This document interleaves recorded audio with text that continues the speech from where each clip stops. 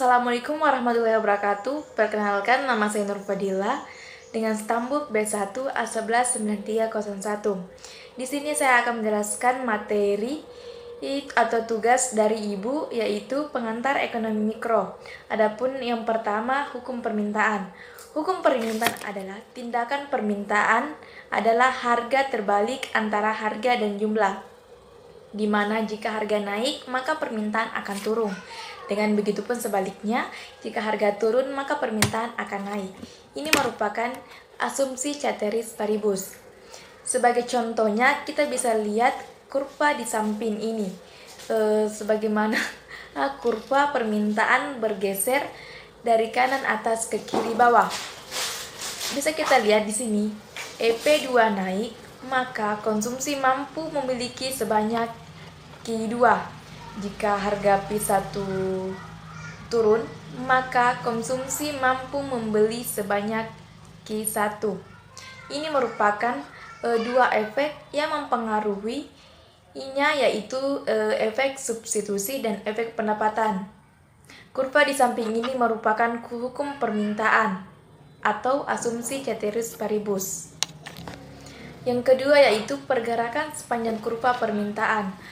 Bisa kita lihat di samping kurvanya, pergerakan sepanjang kurva permintaan dipengaruhi oleh tekanan harga dari titik A, B, C, dan D.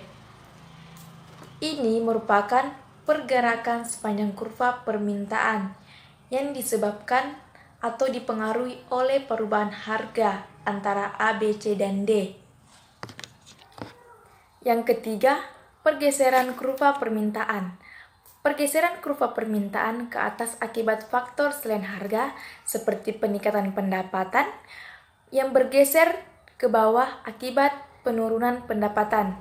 Pergeseran permintaan ada dua, yaitu pergeseran kurva ke atas diakibatkan oleh faktor selain harga, sedangkan ke bawah dilihat dari penurunan pendapatan harga, di mana D2, D1, D3, dan D4. Ini merupakan kurva pergeseran kurva permintaan.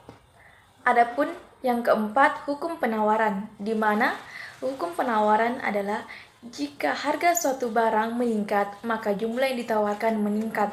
Dengan begitu pun sebaliknya, jika harga suatu barang menurun, maka jumlah yang ditawarkan menurun. Ini merupakan asumsi ceteris paribus. Hukum penawaran ini bisa kita lihat kurvanya di samping.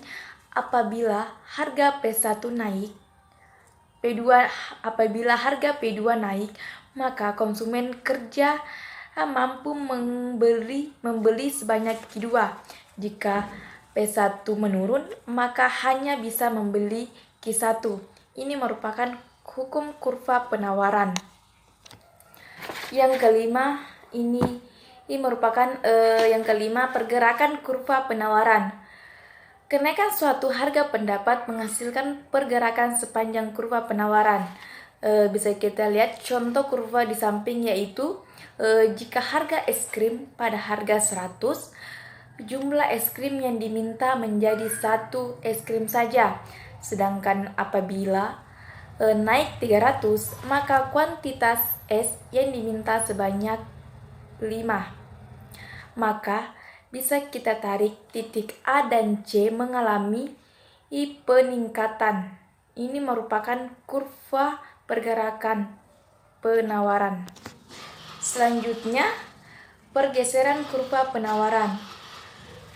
Pergeseran kurva penawaran bisa kita lihat kurva di samping. Kurva penawaran S1, S3, dan S2, di mana S1 dan S2 merupakan penurunan dalam penawaran, sedangkan S1 dan S3 ini disebut penurunan dalam kurva penawaran. Ini merupakan kurva pergeseran penawaran harga. Selanjutnya, saya akan menjelaskan apa makna gambar 3A, termasuk simbol-simbolnya, yaitu Y, X, Y, K, B, dan B.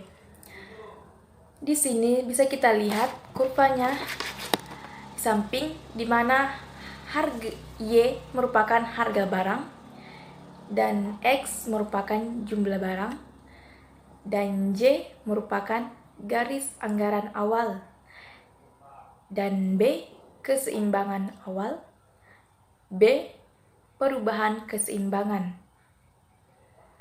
Akibat jumlah barang yang diminta. Ini merupakan simbol-simbol dari budget line atau kurva-kurva yang ada di samping ini. Dan selanjutnya saya akan menjelaskan di samping mengapa budget line bergeser ke kanan. Karena pada kurva tersebut menunjukkan jika pendapatan meningkat, maka daya beli meningkat sehingga garis anggaran bergeser sejajar ke kanan. Bisa kita lihat dari budget line 3, budget line 1, dan budget line 2, di mana budget line 3 menunjukkan harga X turun, sedangkan budget line 2 merupakan harga X naik. Ini merupakan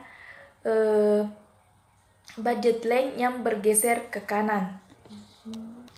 Selanjutnya 3B, penurunan kurva permintaan dari PCC.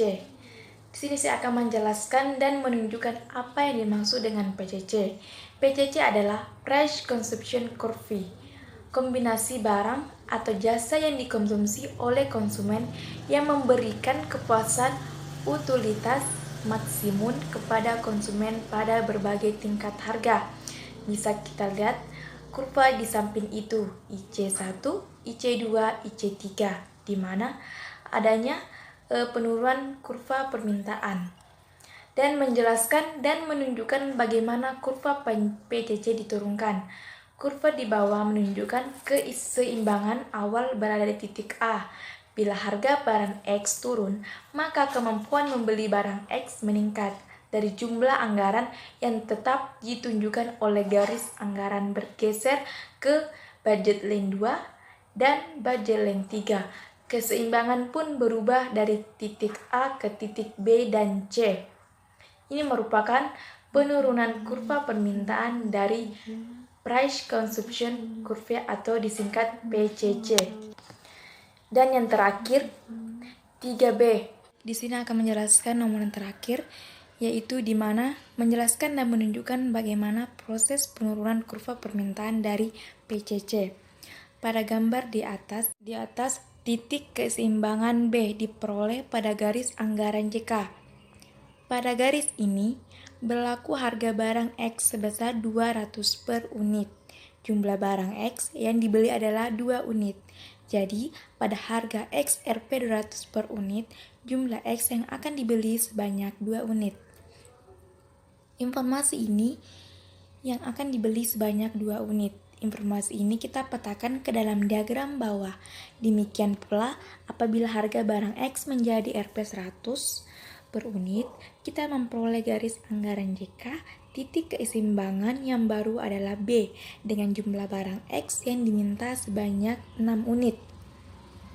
Dengan demikian, pada diagram bawah kita peroleh jumlah X yang dibeli sebanyak 6 unit pada harga Rp 100 per unit.